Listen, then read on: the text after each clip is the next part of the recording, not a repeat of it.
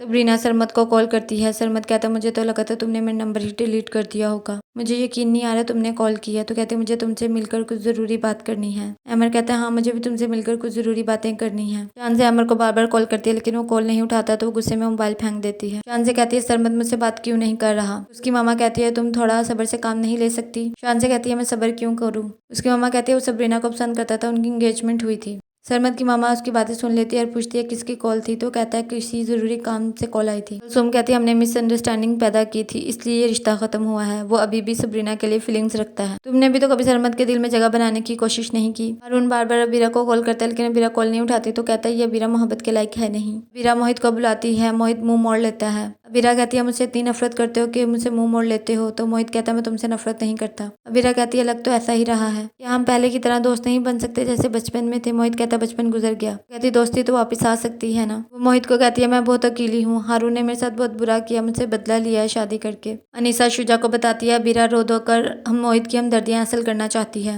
Sabrina और मोहित का रिश्ता खराब करना चाहती है, मैं उसके नेचर को जानती हूँ। उन दोनों ने एक दूसरे का हाथ पकड़ा हुआ था। अगर सबरीना ये सब देख लेती तो सबरीना बाहर खड़ी ये सारी बातें सुन रही होती है। सबरीना अनीसा को कहती है कल मेरी एक एक्स्ट्रा क्लास है, ड्राइवर को मत भेजिएगा, मैं खुद ही आ जाऊंगी। सरमत की मामा उसे कहती है पहले ही मैं खावर से नजरें मिलाने के काबिल नहीं रही। तुम्हारे जज्बात में किए गए फैसले की वजह से अब कुछ ऐसा मत करना कि मैं दोबारा शर्मिंदा हो जाऊं। तुमने आज तक मुझसे कोई बात नहीं छुपाई, उम्मीद है आइंदा भी नहीं छुपाओगे। मोहित सबरीना को कहता है तुम परेशान क्यों हो। तो वो कहती है नहीं। मोहित कहता है मेरा एक दोस्त है, उसका भी मेरी तरह एक्सीडेंट हो गया है, हम रोड सेफ्टी को अहमियत नहीं देते। उसकी माँ काफी परेशान है क्योंकि वो खुद ही ठीक होना नहीं चाहता, वो उम्मीद हार गया है। मैं बहुत खुश नसीब हूँ कि मुझे तुम जैसा लाइफ पार्टनर मिला है। तो वही अबीरा को कहती है तुम अपने ससुराल वापस कब जा रही हो, मैंने तुम लोगों के लिए कुछ चीजें ली हैं, तुम पहली दफा रहने आई थी ना। अबीरा कहती है 1-2 दिन के बाद मैं फिर आ जाऊंगी। अनीसा कहती है तुम्हें अपने घर पर तवज्जो देनी चाहिए। अबीरा कहती है 3 दिन में ही आप तंग आ गई है मुझसे। तो उसकी माँ कहती है ऐसी बात नहीं है। हारून की अम्मी ऑफिस जाने लगती है कि तभी वो बेहोश हो जाती है। मुलाजमा हारून को कॉल करके बताती है। हारून अबीरा को काफी कॉल करता है लेकिन वो कॉल अटेंड नहीं करती। कावर कहता है आपने सरमत से पूछा, फिर उसने क्या कहा।